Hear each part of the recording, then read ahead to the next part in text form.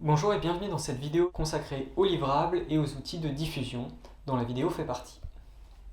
Donc, dans ce cours, nous allons refaire un point sur les livrables attendus à la fin du projet, et puis nous nous intéresserons plus particulièrement aux outils de diffusion qui permettront de montrer votre projet de manière autonome, c'est-à-dire sans que vous soyez présent.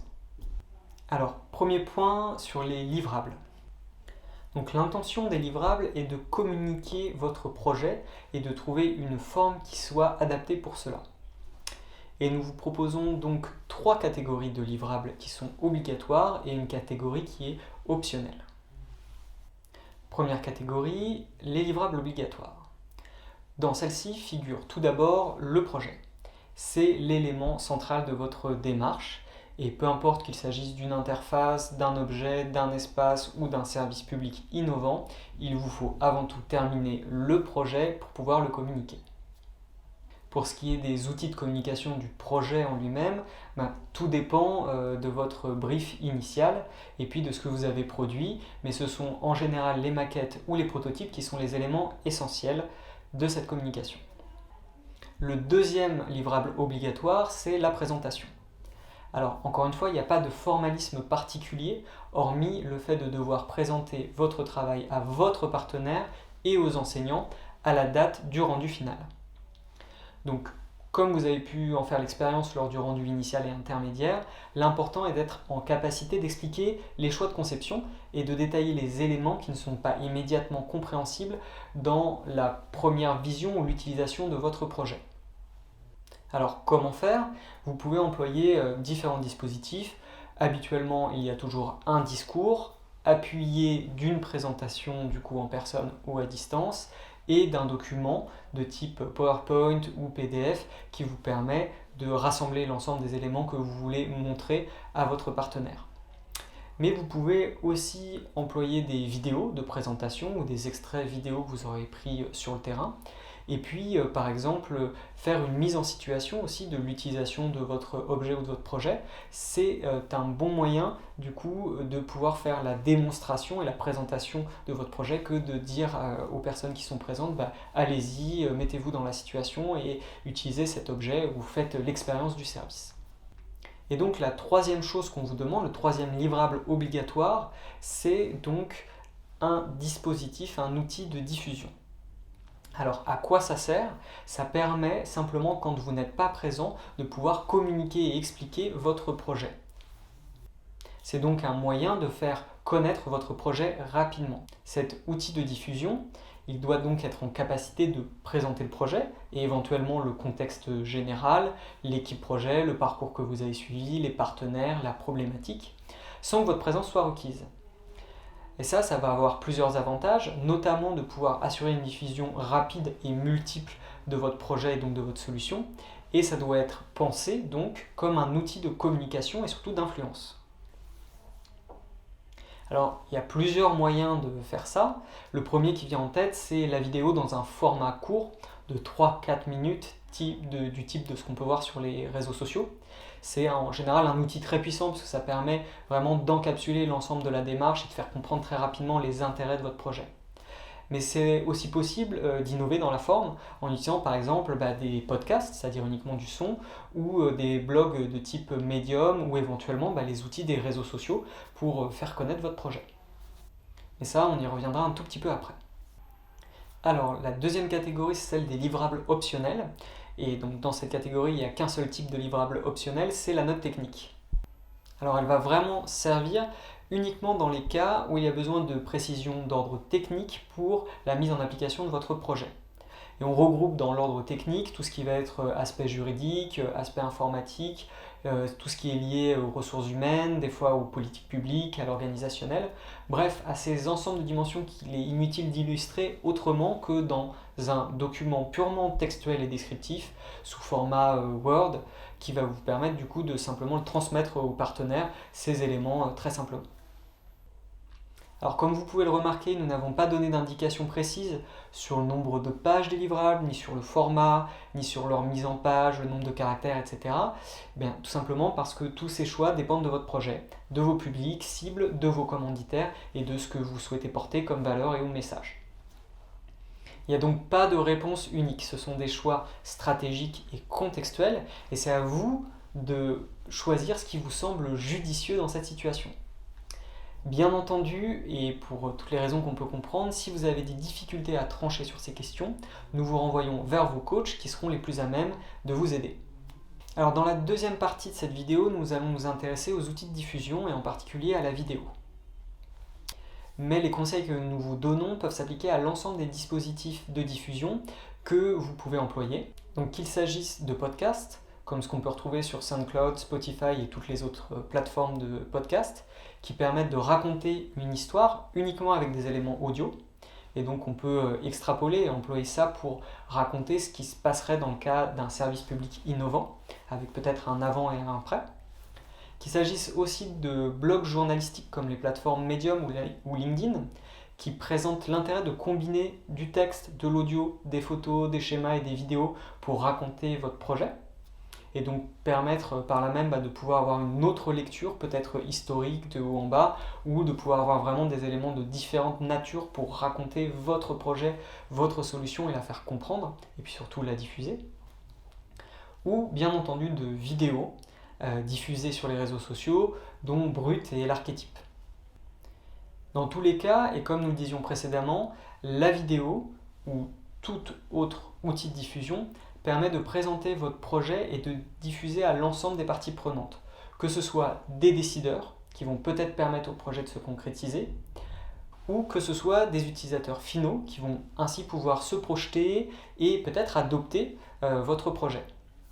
Donc dans la logique d'intéressement des acteurs, la vidéo est un outil très puissant puisqu'il permet d'aligner l'écosystème autour d'une vision du projet que vous maîtrisez de bout en bout.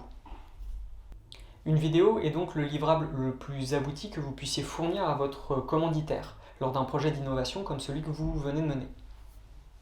Et ce livrable en lui-même peut prendre plusieurs formes. Alors on vous en propose une qui est très efficace du point de vue de la force de conviction et du potentiel de diffusion, c'est celui de la vidéo de scénario d'usage, qui met en scène votre prototype et qui reprend tout le contexte d'utilisation de votre dispositif avec éventuellement une mise en contexte sur la situation de départ. Donc cette vidéo démonstrateur peut être la synthèse de tous les éléments que vous avez élaborés, c'est-à-dire le choix des cibles, le choix de la solution, l'expérience, les différents points de contact. Elle permet de faire le lien et elle approfondit parfois certains de ces éléments au sein d'un même objet qui se diffuse après assez facilement. Et donc il y a plusieurs avantages à ça. Ça permet d'ancrer la cible et le concept du service, à la fois donc l'expérience et les fonctionnalités, dans une histoire concrète. Deuxièmement, ça permet de rendre perceptible l'expérience de service. Troisièmement, de matérialiser la structure du service qui est nécessaire à son déploiement, donc tous les éléments techniques. Et puis, quatrièmement, ça vous permet d'intégrer tous les éléments du projet en un seul support interactif et facile à diffuser. Et ce que l'on va vous présenter maintenant à l'écran, c'est un exemple typique de ce genre de vidéo.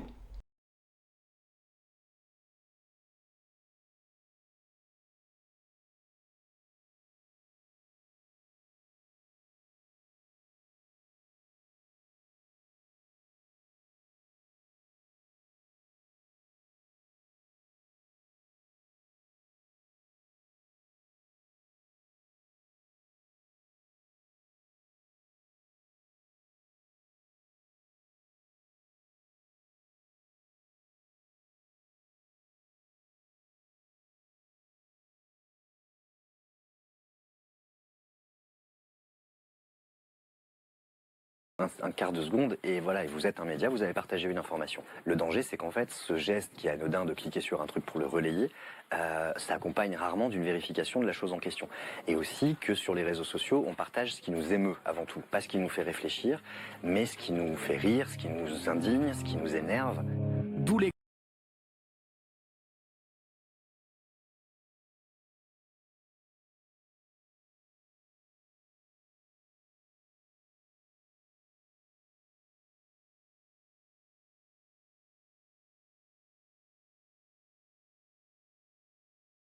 Le politique, la plupart du temps, il va se fonder sur un fond de vrai pour donner de la consistance à